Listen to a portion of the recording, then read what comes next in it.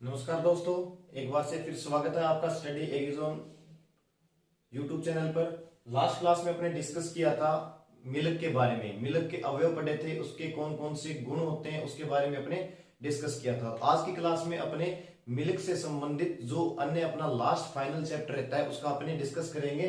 तो उसके अंदर सबसे पहले मैं बता दूं कि दूध के अवयव के बाद में अपने बात करेंगे दूध निकालने की विधियों की। कौन कौन सी विधि है, क्या उसकी विशेषता है।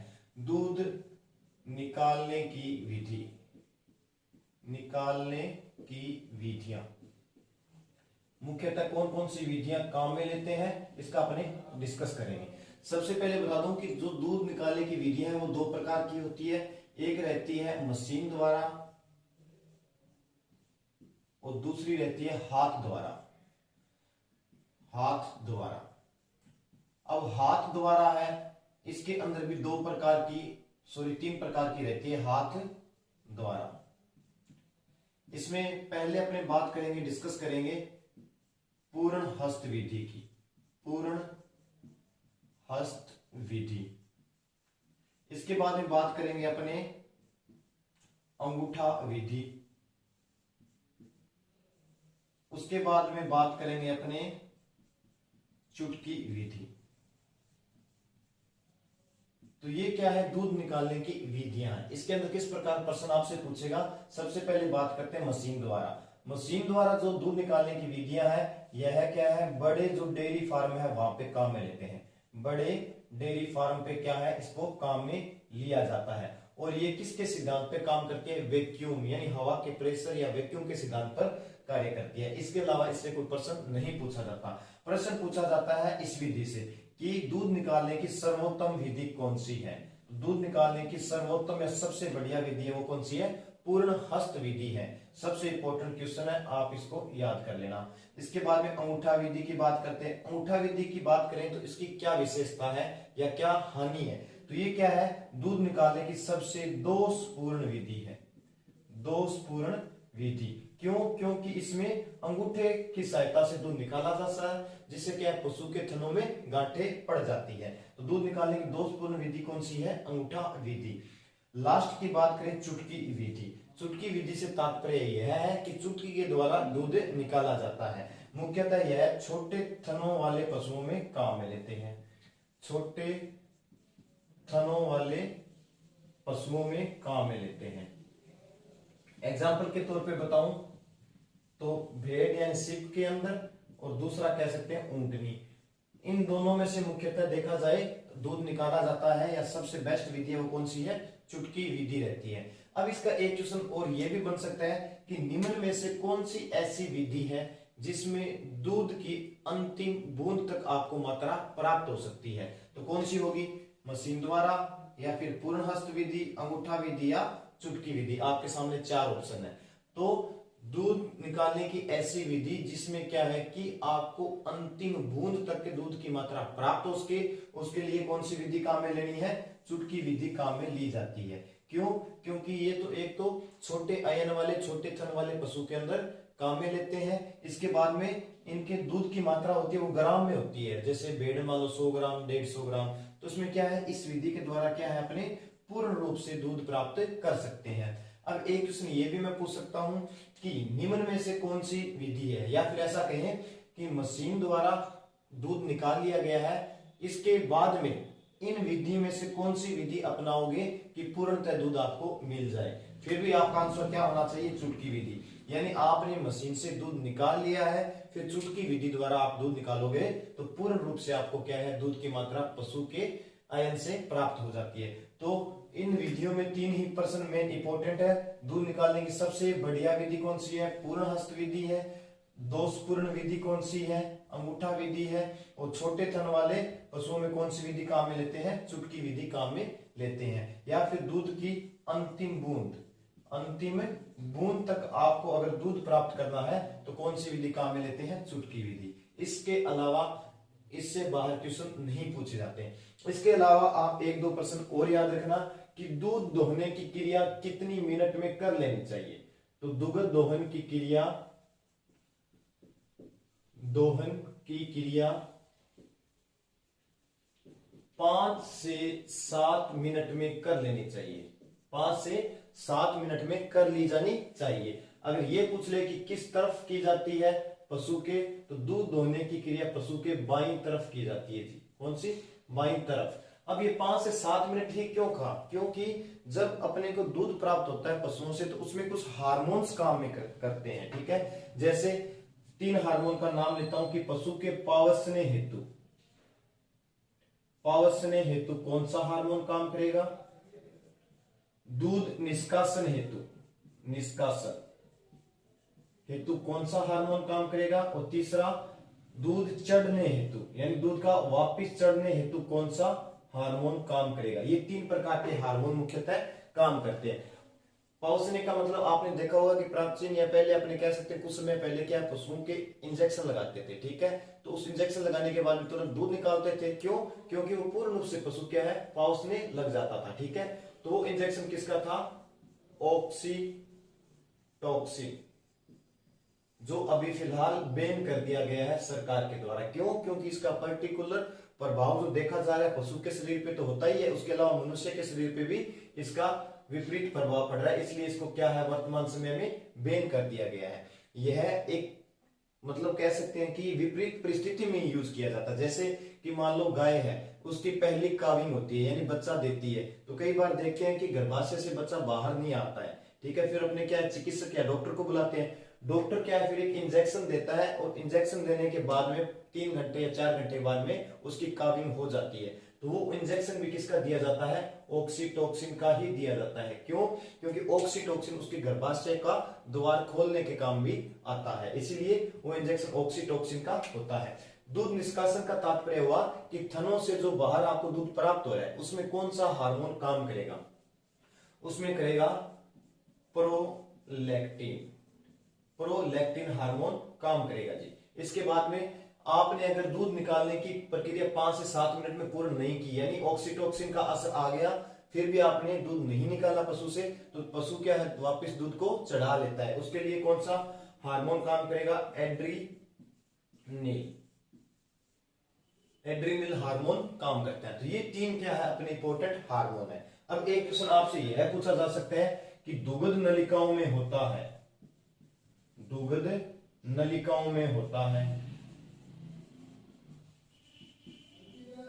गांव में होता है। ऑप्शन मिलेगा आपको रक्त, दूसरा ऑप्शन आपको मिलेगा दूध, तीसरा ऑप्शन मिलेगा आपको रक्त प्लस दूध, और चौथा ऑप्शन मिलेगा आपको उपरोक्त सभी। तो इसका आपका आंसर क्या होगा? यानी दुग्ध जो नलिकाएं होती हैं पशु के अंदर, उसके अंदर क्या होता है? ओनली फॉर रक्त या ब्लड ही होता है जी। ठीक है, ना तो दूध होता है ना रक्त प्लस दूध होता है। ठीक है ना, तो ये आपको इंपॉर्टेंट है, ये याद रखना पड़ेगा। इसके अलावा दूध से संबंधित 2 अच्छे प्रश्न और हैं, हो सकता है वो एग्जाम्स में आपको कहीं मिल जाए। सबसे पहले मैं बात करता हूं कि अपने को पशु से 1 ml दूध प्राप्त होता है, तो उसके लिए पशु अपने शरीर का कितना रक्त का संचरण अपने शरीर में करता है। ठीक है ना, यानी 1 ml दूध प्राप्त करने में पशु द्वारा 400 से 500 ml रक्त का संचरण पशु शरीर में होता है। संचरण पशु शरीर में होता है जी, पशु शरीर में होता है। इसका मतलब ये हुआ कि जब अपने को 1 ml पशु से दूध प्राप्त हो रहा है, तो पशु के शरीर में जो रक्त है उसका कितना संचरण उसके शरीर में बॉडी में होगा कि अपने को 1 ml दूध प्राप्त होगा। तो 400 से 500 ml जो रक्त है वो उसका संचरण होगा, तब अपने को क्या है, पशु से 1 ml दूध प्राप्त होता है। ठीक है, इसके अलावा 1 लीटर अपने को दूध प्राप्त होता है पशु से, तो पशु कितने लीटर पानी का उपभोग करता है या उसको आवश्यकता होती है? तो 1 लीटर दूध प्राप्त करने के लिए पशु को 4 से 5 लीटर पानी की आवश्यकता होती है जी, या उसका उपयोग करता है। अब ऐसे नहीं है भी आप पानी पिलाए रखोगे दूध निकाले रखोगे। ठीक है, ये उसकी ऑटोमेटिक बॉडी की प्रक्रिया रहती है। ठीक है, यानी 1 लीटर अपने को दूध प्राप्त हुआ तो कितने लीटर पानी, 4 से 5 लीटर पानी का उपभोग करता है, या कह सकते हैं 1 लीटर दूध बनाने में पशु काम लेता है। इसके अलावा दूध उत्पादन से संबंधित कोई प्रश्न आपसे नहीं पूछेगा, क्योंकि इंपॉर्टेंट क्वेश्चन इतने ही थे जो मैंने सभी आपको करवा दिए हैं। इसके बाद में डिस्कस करेंगे अपने दूध को संरक्षित करना, भाई किस प्रकार उसको संरक्षित कर सकते हैं, किस प्रकार उसको रख सकते हैं ताकि वह लंबे समय तक खराब नहीं हो।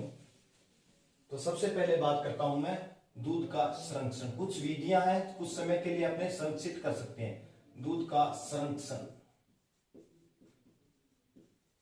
दूध के संरक्षण की बात करूं तो 2 प्रकार की विधियां मुख्यतः रहती है। एक विधि रहती है वैज्ञानिक विधि, वैज्ञानिक विधि।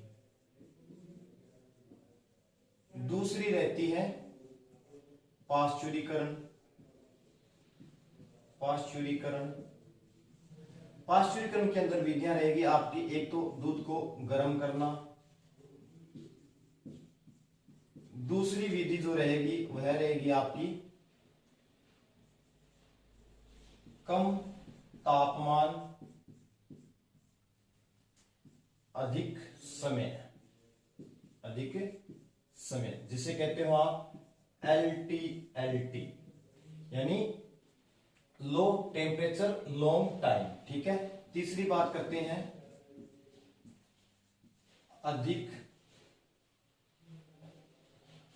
अधिक तापमान कम समय, इसका मतलब हुआ हाईएस्ट टेम्परेचर शॉर्ट टाइम। ठीक है, इसे ये भी कहते हैं। उसके बाद में तीसरे प्रकार की बात करेंगे जिसे अपने कहते हैं निर्जमीकरण, निर्जमीकरण। चौथी अपनी बात करें तो वो होगा अल्ट्रा हाई तापक्रम, अल्ट्रा हाई तापक्रम। ये कुछ प्रकार की विधियां हैं जिसमें अपने को ध्यान रखना है कि कितना टेम्परेचर होगा, कितना समय होगा। वैज्ञानिक विधि में भी 2 विधियां हैं, एक रहेगी अमोनिया द्वारा, अमोनिया द्वारा, दूसरा रहेगा ब्राइन विलियन, ब्राइन विलियन। ब्राइन विलियन का मतलब हुआ कि बर्फ व नमक का घोल, नमक का घोल। अब देखो इन विधियों में क्या क्या बातें आपको याद रखनी है। सबसे पहले बात करते हैं वैज्ञानिक विधि। वैज्ञानिक विधि के अंदर बात करें तो अमोनिया द्वारा, तो क्या है, दूध को 3 से 4 डिग्री सेंटीग्रेड अमोनिया है, उसके अंदर दूध को क्या कर सकते हैं, अपने कुछ समय के लिए संरक्षित कर सकते हैं, खराब होने से बचाया जा सकता है। इसके बाद में ब्राइन विलियन की बात करूं तो ब्राइन विलियन जो बनाया है वो भी 3 से 4 डिग्री सेंटीग्रेड क्या होना चाहिए, तापक्रम होना चाहिए, किसका, ब्राइन विलियन का। उसके अंदर दूध को रखेंगे तो अपने संरक्षित कर सकते हैं। ठीक है। अब बात करते हैं पाश्चुरीकरण।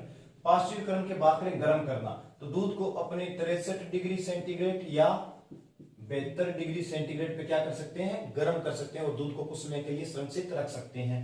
कम तापमान अधिक समय, कम तापमान अधिक समय में तापक्रम होगा 63 डिग्री सेंटीग्रेड, वह समय होगा कितना, 30 मिनट, समय 30 मिनट होगा। इसके बाद में बात करें नेक्स्ट विधि की अधिक तापमान कम समय, तो अधिक तापमान कम समय में 72 डिग्री सेंटीग्रेड क्या होगा, तापक्रम होगा, समय होगा 15 सेकेंड। ठीक है। इसके बाद में बात करते हैं निर्जमीकरण करना, तो दूध को 200 से लेके 211 डिग्री फारेनहाइट तक गर्म करते हैं। कितनी मिनट के लिए गर्म करेंगे, 30 मिनट के लिए गर्म करते हैं जी। ठीक है, जिससे क्या है, दूध को अपने संरक्षित कर सकते हैं। और लास्ट है वह अल्ट्रा हाई तापक्रम, इसमें तापक्रम बहुत ज्यादा होता है, 148 डिग्री सेंटीग्रेड तापक्रम होगा 1 से 5 सेकंड के लिए। कितना, 1 से 5 सेकंड के लिए, सेकंड। ठीक है।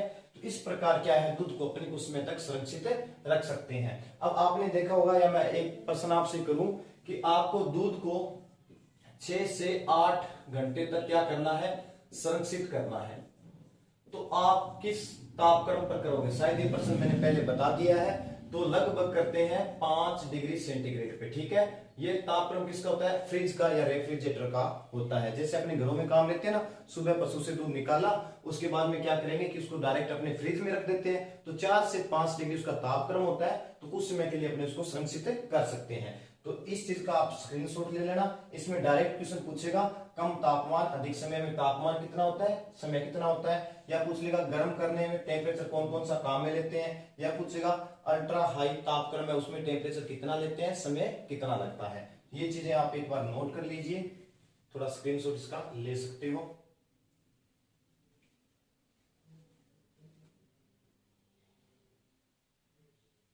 चलो ठीक है दोस्तों, इसको थोड़ा देख लेना, बाद में नेक्स्ट टॉपिक की ओर चलते हैं। ये तो था दूध को संरक्षित करने की विधियां। अब कुछ दूध से संबंधित परीक्षण करेंगे, टेस्ट करेंगे, ताकि अपने को दूध की क्वालिटी का पता लग सके, उसमें किस प्रकार की मिलावट है उसका पता चल सके। तो कुछ बेसिक टेस्ट है उसका अपने डिस्कस करेंगे। दूध से संबंधित परीक्षण या टेस्ट, हेडिंग रहेगी दूध से संबंधित परीक्षण। चलो सबसे पहले बात करते हैं पहले परीक्षण की, CDB परीक्षण। ठीक है, CDB परीक्षण। उसके बाद में बात करते हैं अपने नाइट्रेट परीक्षण की, नाइट्रेट परीक्षण। तीसरे की बात करेंगे फॉस्फेट परीक्षण, फॉस्फेट परीक्षण। चौथे की बात करेंगे अपने मोलेरोमीटर, मोलेरोमीटर। पांचवें परीक्षण की बात करेंगे अपने आयोडीन टेस्ट या परीक्षण। छठे की बात करेंगे सेंडिमेंटेशन टेस्ट, मेंटेंशन परीक्षण या टेस्ट। सातवें की बात करेंगे अपने हंसा परीक्षण। आठवें की बात करेंगे वोडाइन परीक्षण। 9 नंबर की बात करेंगे अपने निकिल परीक्षण। 10 नंबर की अपने मुख्यतः बात करते हैं तो मतलब स्ट्रीप कप टेस्ट। तो मुख्यतः क्या इस प्रकार के कुछ टेस्ट है जो अपने काम में लेते हैं। ठीक है, कि कौन सा टेस्ट किस में लेते हैं। जैसे एक होता है ओलिजीराइन टेस्ट,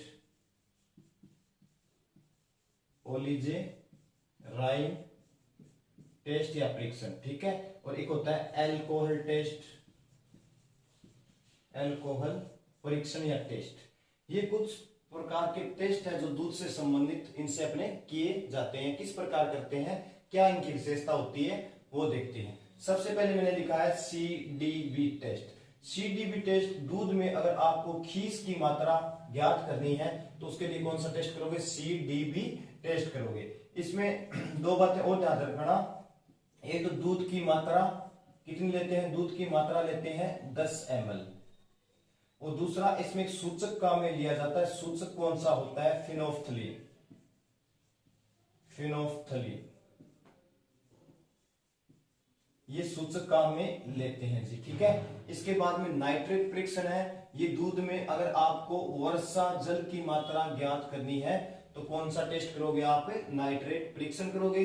फास्फेट परीक्षण का तो फै से पै बना दो आप। ठीक है, पै मतलब पाश्चुरीकरण क्षमता, पाश्चुरीकरण क्षमता। तो दूध की पाश्चुरीकरण क्षमता पता करने के लिए कौन सा टेस्ट काम में लेते हैं, फास्फेट परीक्षण लेते हैं। मोलेरोमीटर, आपको पता है माल्टोज एक शर्करा है, मैं से माल्टोज, मैं से मोलेरोमीटर। तो दूध में अगर शर्करा की मात्रा ज्ञात करनी है, शर्करा की मात्रा। और मैंने ये भी बताया था आपको कि जो कृत्रिम दूध है उसकी शर्करा होती है वो धनात्मक होती है, जबकि सामान्य दूध है उसमें शर्करा का मान देखें तो हमेशा ही ऋणात्मक पाया जाता है। आयोडीन टेस्ट इंपॉर्टेंट रहेगा। दूध में अगर आपको स्टार्च की मात्रा, स्टार्च की मात्रा ज्ञात करनी है उसके लिए कौन सा टेस्ट करोगे आप, आयोडीन टेस्ट करोगे। सेंडिमेंटेशन टेस्ट, सेंड सेंड सेंड मतलब मिट्टी, ठीक है, मिट्टी के कण होते हैं ना, सेंड यानी बालू मिट्टी। तो आप कण से अनुमान लगाते हो दूध के अंदर अघुलनशील, दूध के अंदर अघुलनशील कण की मात्रा आपको ज्ञात करनी है। तो कौन सा टेस्ट करोगे आप? सेंडिमेंटेशन टेस्ट करोगे। हंसा परीक्षण की बात करें तो दूध में मिश्रण हेतु, यानी दूध में अगर किसी का मिश्रण है, जैसे मैं कह सकता हूं गाय के दूध में भैंस का दूध मिश्रित है, का दूध मिश्रित है, तो कौन सा टेस्ट करोगे आप? हंसा परीक्षण करोगे। वोडाइन टेस्ट किसके लिए करते हैं? देसी घी में वनस्पति घी की मात्रा पता करनी है, वनस्पति घी की मात्रा प्राप्त करने की आप पाने के लिए कौन सा? वोडाइन। निकिल टेस्ट है, ये भी क्या है? देसी घी में वनस्पति तेल की मात्रा ज्ञात करनी है। वनस्पति घी मतलब जिसे आप डालडा घी कहते हो, ठीक है ना, उससे तात्पर्य है। स्ट्रिप कप टेस्ट है वो मेस्टाइटिस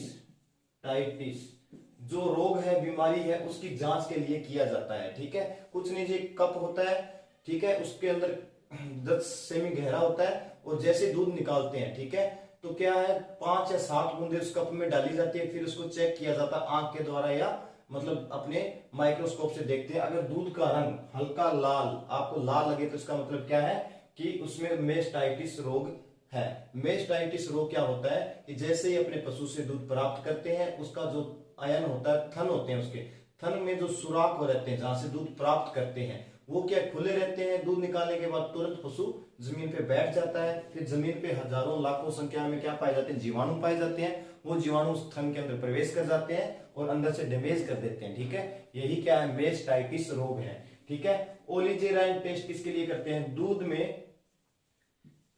में ताप स्थिरता व पीएच, दूध में ताप स्थिरता व पीएच का पता करने हेतु ओलिजेराइन टेस्ट किया जाता है। और लास्ट है एल्कोहल टेस्ट। एल्कोहल टेस्ट किसके लिए करते हैं? कि दूध के अंदर अपने कितनी अम्लता है, एसिडिटी है, अम्लता, उसकी मात्रा ज्ञात करने के लिए एल्कोहल टेस्ट किए जाते हैं। तो ये सभी टेस्ट इंपॉर्टेंट रहेंगे, आप इसको उतार लेना। जैसे सबसे पहले CDB टेस्ट किसके लिए? दूध में खीस की मात्रा ज्ञात करने के लिए। दूध की मात्रा कितनी होनी चाहिए? 10 ml होनी चाहिए। सूचक कौन सा काम करेगा? फिनोफ्थलीन। फिनोफ्थलीन कितना काम में लेते हैं? 1 ml काम में लिया जाता है, ठीक है। नाइट्रेट परीक्षण, दूध में वर्षा जल की मात्रा ज्ञात करने के लिए काम में लेंगे। फास्फेट परीक्षण, फै से क्या बना देना? पै बना देना, ठीक है।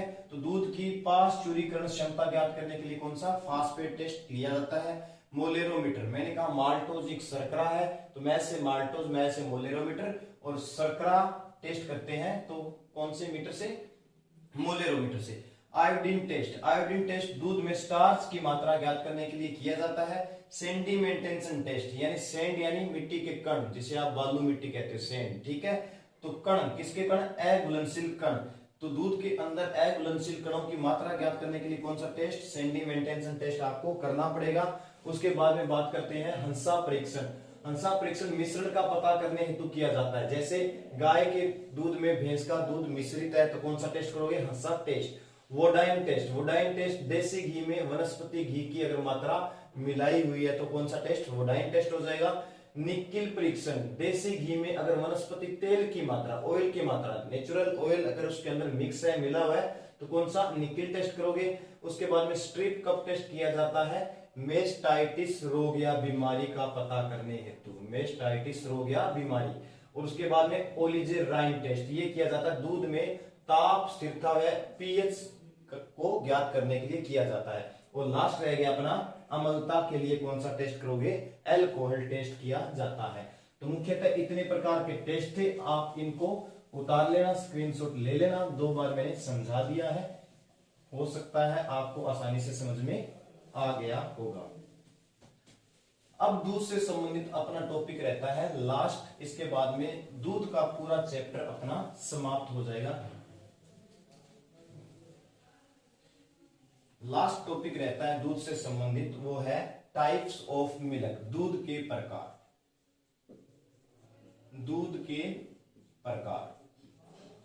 यह टॉपिक सुपरवाइजर में तो है ही, इसके अलावा मुख्यतः जेट के एग्जाम में केमिस्ट्री में इसके क्वेश्चन काफी पूछे जाते हैं। ठीक है, टाइप्स ऑफ मिल्क का मतलब ये हुआ कि मार्केट में जो अपने को दूध मिलता है वो कितने प्रकार का होता है, किस प्रकार, मतलब उसमें कितनी वसा होती है, एसएनएफ होती है या कौन सा उस पर टैग होता है, उसकी बात अपने करते हैं। सबसे पहले मैं यहाँ पे लिखता हूं दूध, यानी उस दूध का नाम क्या होगा, सॉरी इधर लिख देता हूं थोड़ा, दूध उसका नाम क्या होगा, उसके बाद में उसमें एसएनएफ कितना होगा, और उसमें सॉरी पहले वसा लिखो फैट, उसके बाद में एसएनएफ लिखो, और लास्ट में उसमें टैग कौन सा होगा, यानी किस कलर का उससे टैग पाया जाएगा। ठीक है, दूध की बात करते हैं सबसे पहले। तो आपने सुना होगा एक संपूर्ण दूध, संपूर्ण दूध जिसे कहते हो आप होल मिल्क, होल मिल्क। संपूर्ण दूध भी दो प्रकार का रहता है, एक तो गाय के दूध का और एक भैंस का, काऊ मिल्क, दूसरा बुफेलो या भैंस। अब बात करते हैं कि कितनी वसा होती है, कितना एसएनएफ होता है, कौन सा टैग रहता है। तो सबसे पहले बात करें तो गाय के दूध में जो वसा होती है संपूर्ण दूध में वो 3.5 रहेगी, एसएनएफ 8.5 रहेगा। ठीक है, भैंस का जो संपूर्ण दूध है होल मिल्क है, उसके अंदर कितनी रहेगी वसा, 6.0% वसा रहेगी, इससे वसा कहते हैं सर वसा। और एसएनएफ का मतलब होता है सॉलिड नोट फैट, यानी कुल अघुलनशील ठोस तत्व। ठीक है, तो फैट इसमें 3% रहेगी। इसमें एसएनएफ की बात करें, भैंस का जो संपूर्ण दूध है उसमें 9.0% रहती है। ठीक है, ये सभी परसेंटेज में है जी। अब टैग की बात करता हूं, टैग कौन सा होगा, इस पे होता है जी लाल रंग का कलर, या पैकेट होगा वो किस रंग का होगा, लाल या रेड होता है। ठीक है ना, जो पैकेट होता है उसका कलर टैग कह सकते हो, यानी जो थैली आप खरीदते हो तो किस कलर की होगी, लाल रंग की होगी। ठीक है, इसके बाद में इंपॉर्टेंट है, दोनों ही आपको याद करने होंगे, एग्जाम्स में पूछता है। एक तो होता है टोन्ड दूध, दूसरा आपने सुना है डबल टोन, डबल टोन। इनमें क्या है, कितनी वसा होती है, कितना एसएनएफ होता है, ये देखना। तो दोस्तों जैसे ही टोन दूध आ जाए, टोन दूध का मतलब होता है कि उसमें कितना वसा रखेंगे, कितना एसएनएफ रखेंगे। ठीक है, तो टोन दूध की जैसे ही बात हो, वसा कितनी होती है, टोन दूध में 3.0% होती है। और अगर इसमें 3% वसा है तो आप एसएनएफ क्या कर दोगे, कम कर दोगे, कितना कर दोगे, 8.5 कर दोगे। याद करने के लिए ये फॉर्मूला रखना आप कि टोन में वसा 3 थी, एसएनएफ कितना हुआ, कम हो गया। ठीक है, 8.5 हो गया। अब डबल टोन, जैसे ही डबल टोन का नाम आए, वसा आपको दुगनी नहीं करनी है बल्कि आधी कर देनी है। किसकी आधी, इस 3 की आधी कर देनी है। कितनी होती है, 1.5। तो इसमें वसा ज्यादा थी, एसएनएफ कम कर दिया। इसमें वसा कम है, एसएनएफ क्या कर देंगे, ज्यादा कर देंगे। कितना कर देंगे, 9.0 कर देंगे जी। ठीक है, ये आप इस तरीके से इसको याद करना, दोनों ही मोस्ट इंपोर्टेंट रहते हैं, एग्जाम्स में पूछे हुए हैं जी। टोन और डबल टोन में कितनी वसा या एसएनएफ पाया जाता है, इस पे रहता है नीले रंग का टैग, और इस पे रहता है टैग येलो कलर का, पीले रंग का। ठीक है, अब बात करते हैं कि इन दोनों दूध को मिला के एक दूध और बना सकते हैं जो मार्केट में अपना मिलता है। कौन सा दूध होगा वो, सुना होगा आपने मानीकरत दूध, स्टैंडर्डाइज्ड मिल्क जिसे आप कहते हो। कौन सा,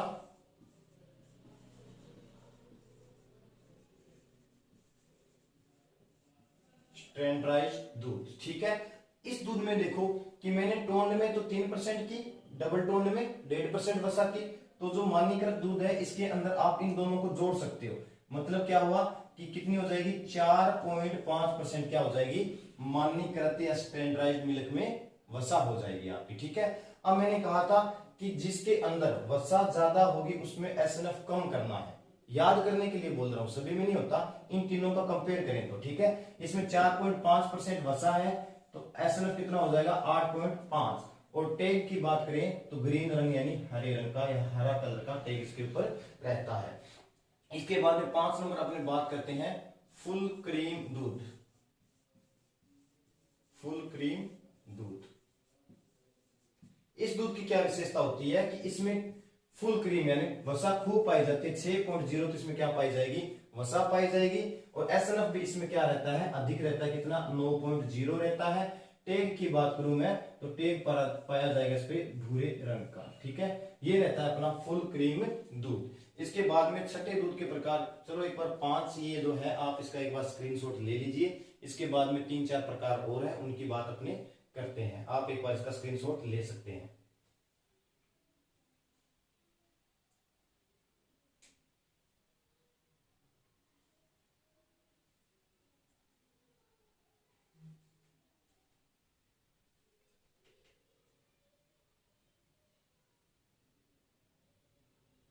चलो दोस्तों, इतना आपने कर लिया होगा। इसके बारे में बात करते हैं अन्य प्रकार की। आप इसका स्क्रीनशॉट ले लेना, नोट्स अच्छे आप तैयार करते रहना।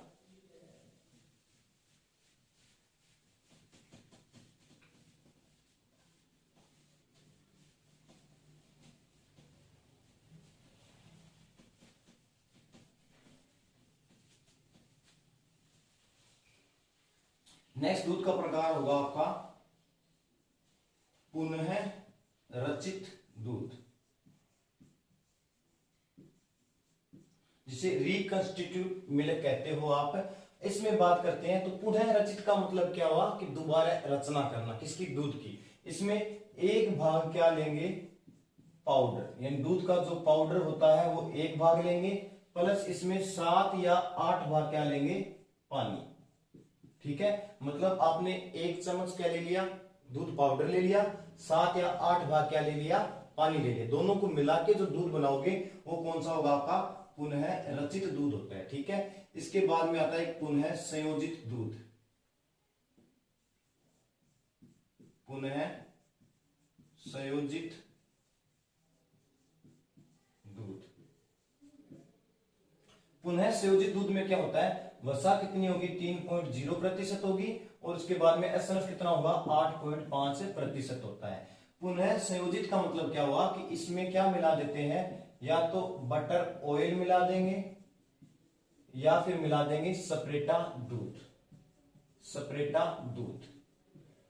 इस प्रकार जो दूध मिलाकर तैयार किया जाता है वो पुनः संयोजित दूध कहते हैं, जिसे अपने रिकम्बाइंडेड मिल्क भी कह सकते हैं, ठीक है। इसके बाद में बात करते हैं एक फील्ड मिल्क, फील्ड मिल्क या दूध, जिसे कहते हो आप पूरित दूध।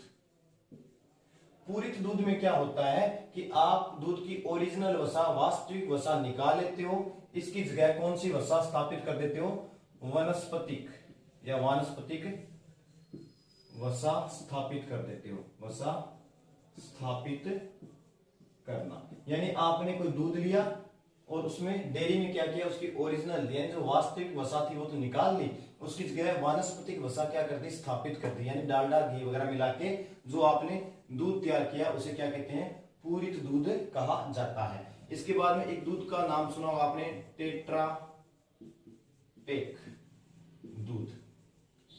टेट्रा पैक दूध की क्या विशेषता है, यह है भारतीय सेना हेतु उपयुक्त है या बनाया जाता है, भारतीय सेना हेतु,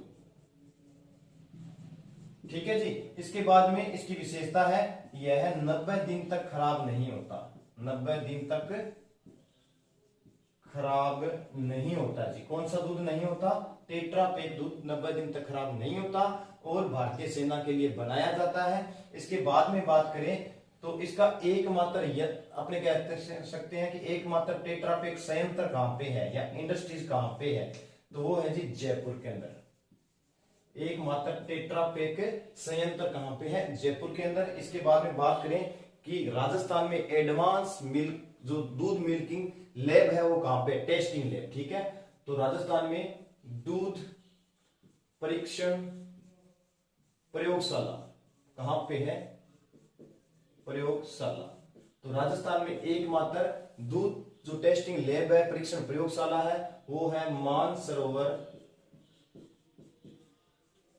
मानसरोवर के कहां पे, जयपुर के अंदर। और स्थापना कब हुई थी इसकी, 2014 के अंदर इसकी स्थापना की गई थी, जो कि क्या है, दूध की जांच की जाती है। अब एक क्वेश्चन और है कि अगर दूध के अंदर सपरेटा दूध मिलाएंगे तो उसका अपेक्षित घनत्व पे क्या फर्क पड़ेगा, प्रभाव पड़ेगा। ठीक है, तो दूध के अंदर अगर आप सपरेटा दूध मिलाते हो तो दूध का अपेक्षित जो घनत्व है वो घटेगा या बढ़ेगा, तो वो हमेशा क्या होगा, बढ़ेगा।